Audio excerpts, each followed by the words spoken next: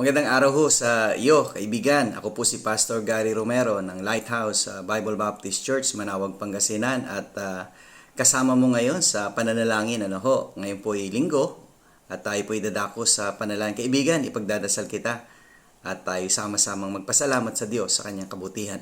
Shall we pray? O aming Ama, kami nagpapasalamat sa araw na ito na ipinagkaloob niyo sa amin na may bago kaming lakas ng katawan upang may pagpatuloy ang aming misyon dito sa mundo, na makapagbahagi ng mga aral mula sa salita ninyo sa bawat pamilyang Pilipino, sa mananampalataya at sa mga hindi pa mananampalataya. Nawa tanggapin nila si Jesus na maging kanilang Panginoon at tagapagligtas.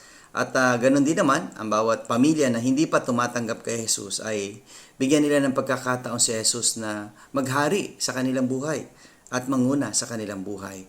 Ito po ang aking samot dalangin at pasasalamat sa pangalan ni Jesus. Amen. Well, binabati natin lahat ng pamilyang Pilipino at tayo ay muli dadako na sa ating strong exhortation from the book of Ephesians chapter 6 and verse 15.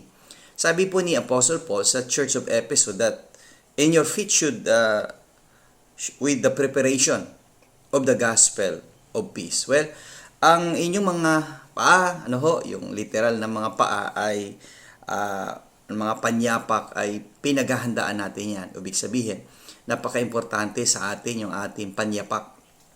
Napakasarap naman na yung ating paa ay nababalutan natin ng medyas, sapatos, at yung mga sapatos na yan ay komportable tayo at ang mga sapatos na yan ay swak sa ating mga paa.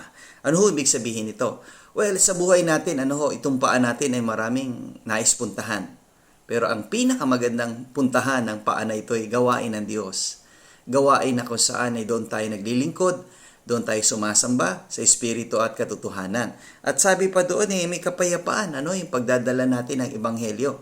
Sa ating paglalakbay sa mundo na ito, may daladala tayong Ebanghelyo, may daladala tayong salita ng Diyos na ibinabahagi sa bawat pamilyang Pilipino, binabahagi sa bawat tao na hindi pa nakakakilala sa Panginoong Jesucristo. Ganun naman, kung nakakilala na kay Jesucristo, tayo rin nagbibigay ng kalakasan sa kanilang pananampalataya na sila magpatuloy.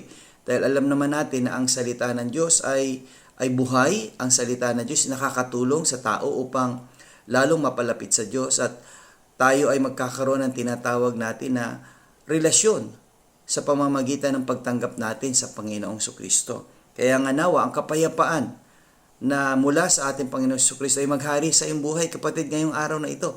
At ay sama-samang dumalo sa kanyang gawain at sumunod sa kanyang kalooban. Okay, see you again tomorrow sa ating Strong Family Prayer and Exhortation.